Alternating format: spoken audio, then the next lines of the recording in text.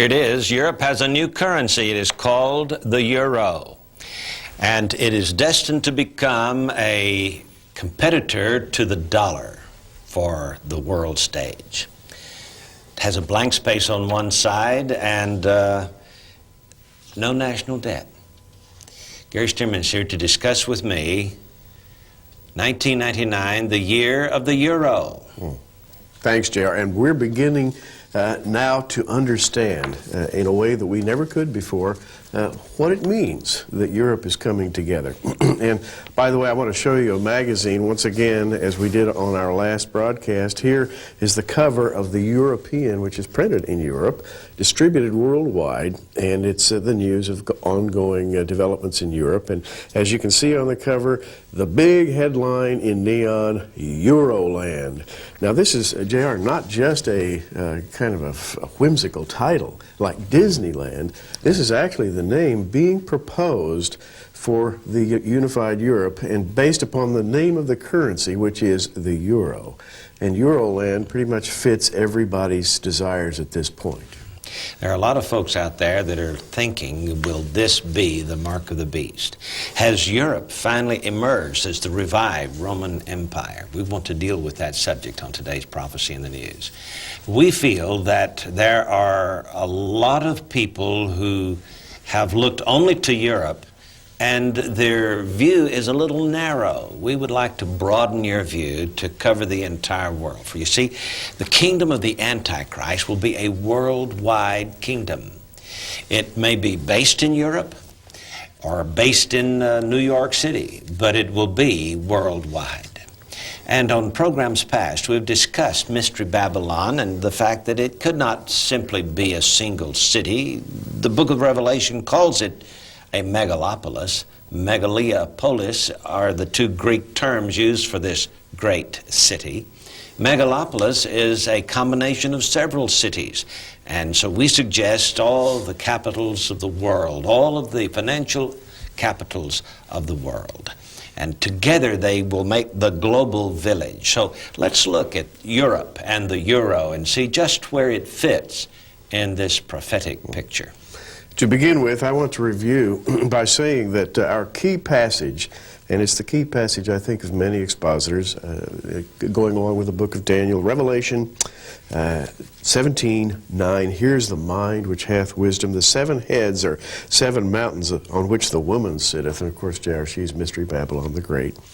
And there are 7 kings, 5 are fallen, 1 is, and the other is not yet come. And when he cometh, he must continue a short space. And the beast that was and is not, even he is the 8th, and is of the 7, goeth into perdition. And the 10 horns, in the next verse here, the 10 horns which thou sawest are 10 kings, which have received no kingdom as yet, but receive power as kings 1 hour with the beast. And that 1 hour, I believe, is the horrendous hour of the Great Tribulation.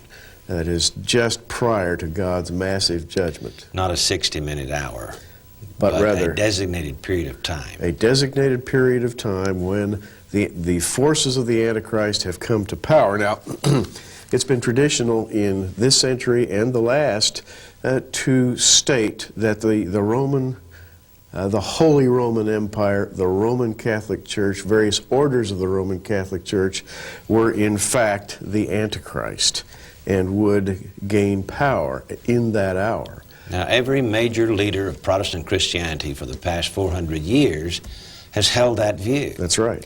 And it's a view that must be laid aside, because the development of this European currency, Gary, is secular. Not religious. That's a very good point. When we see the euro, and we see all of the action that's led up to the euro, the prime movers have been Germany, France, England. England is still a holdout for certain economic reasons and political reasons. But the prime movers of the euro and of European unification have been the, shall we say, the business and political forces of Europe. The banking houses, the market houses of Bonn and of London, these people, JR, are the ones who are urging the unification. it's not a religious unification. In other words, the impetus does not come out of Rome. In fact, it's been pretty clear over the past few decades that the religion of the Antichrist will not be Christianity, whatever kind of Christianity you might want to imagine. It will be polytheism, the new age movement, so to speak. Yeah, and the Imam Mahdi type, exactly, the Buddha style religion. There is a new age, and I think a global religion, and I think that we've documented that in the past. The Christ person, kept the lowercase Christ, is the God of the new age. He's the reincarnation of some ancient idea, and it seems pretty clear that the Antichrist will be received as you mentioned, Imam Mahdi. Now, this is the expected leader of the Muslims. The Buddha is the expected leader or force of the Far East. There are other leaders who could pop up. Whether you call him Buddha, Imam Mahdi, or Christ, you're talking about someone who has gained power first, I believe, JR, and then has been accepted after that by religious leaders of various sorts as the expected messenger from the gods. But you know, the main driving force behind the New World Order is the New Age movement. Right. And it has had various names down through the periods of time. In the last century, they were called Theosophists. Sure. You know, and but basically, it is the worship of Lucifer. It is a Luciferian religion, not a Christian religion, and will not have the name of Christ upon it. In fact, will receive the stamp of approval of the major religions of the world. And my belief, and I know yours is, that Christianity as such is not really a religion, but it's a relationship with a living person, the person of Christ. The trappings of religion are found elsewhere. Now, last time we alluded to the fact that the Antichrist is known as someone who controls buying and selling. His name has a number. In order to buy and sell at that time, in that hour, at that appointed time, you'll have to have his number, the number of his name. Your number will have to be somehow intertwined with his number, and we suspect it'll be a global real-time computer network that does this. And this sets us up then to analyze the passage that I read a moment ago concerning the 7 kings, 5 of whom are fallen. One is, and the other is not yet come, and when he cometh, he must continue a short space. It's a kind of a riddle in Revelation 17:10, but I believe that if you examine that little passage about all those kings, JR, you can discover where the power of global unification really lies. You know, concerning the Antichrist, this idea that Hislop has that Rome would be Mystery Babylon and that it would be a religious order that would take over the world, that might have seemed logical in his day. But today it seems somewhat narrow in view. Let me read to you Daniel chapter 11, verse 37. This concerns the Antichrist. Neither shall he regard the God of his fathers. Now, Gary, this to me says that the Antichrist himself will come out of Jewish origin. This is not an anti-Semitic statement. I'm convinced that even the rabbis wrote, as the rabbis wrote in the even before the 1st century, that Dan would produce the Antichrist. Absolutely. And I'm convinced that the Bible teaches this. And so when it says here, neither shall he regard the God of his fathers, I think this refers to a Danite. And again, the question we're dealing with is, what connection is there between this, the euro? I'm holding a 50 euro note here.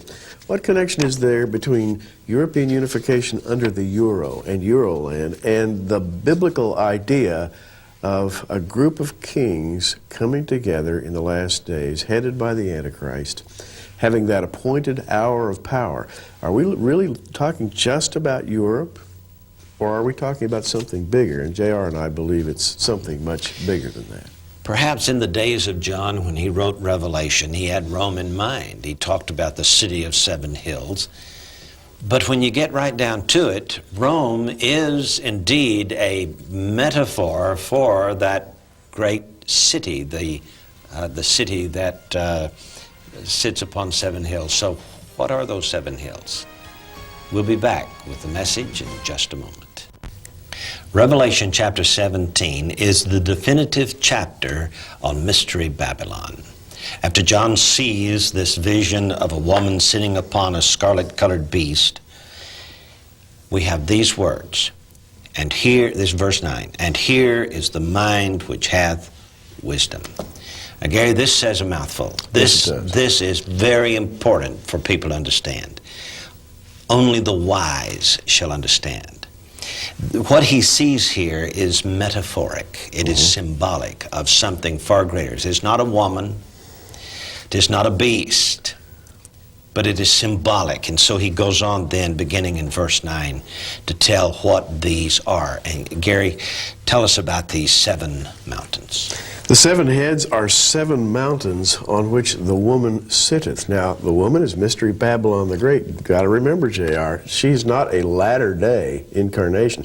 In other words, she just doesn't pop up and suddenly appear in the last days. She's been around down through history. Yeah, This is the goddess worship, isn't it? This is worship of the goddess. She's been called Ishtar. She's been called Diana. She's been called Isis, and on, or Europa. She is the goddess, and she sits on 7 mountains. And J.R., the most likely interpretation of this is that the 7 mountains are empires, 7 empires. And you have to ask yourself, biblically, what are the 7 important empires that we see in the Bible? Now, it's very, very clear what they are. The very first one is Babylon. It was shown to Daniel. Yeah. Babylon is the head of gold, the first empire. So there can be very little question. And if this is the case, and we say if it's the case, and we're asking you to use wisdom, to be led of the Spirit in this, and we believe that this first mountain then would be Babylon. Babylon existed for a while and was overthrown. Gary, when Daniel talked about the times of the Gentiles, he referred to plurality. Yes. It's not the time of the Gentiles, but times means a long period of time. Right. Thousands of years.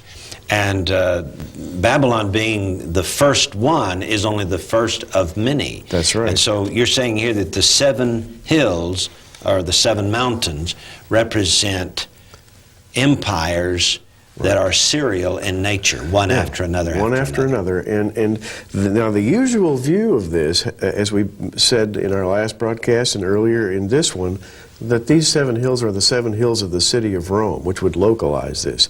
But clearly, prophecy can't support that idea, because this is much bigger than just a little city. This is a global enterprise. And we're talking about the history of the human race. We're talking about the history of the human race, exactly. So the 7 empires, Babylon being the first one, was overthrown by Medo-Persia, which was in turn overthrown by Greece. That's the third one, which was in turn overthrown by Rome.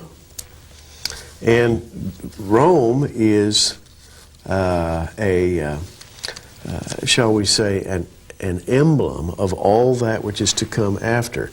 So the first 4 great ones, Babylon, Medo-Persia, Greece, and Rome, sort of set the stage for everything that comes after.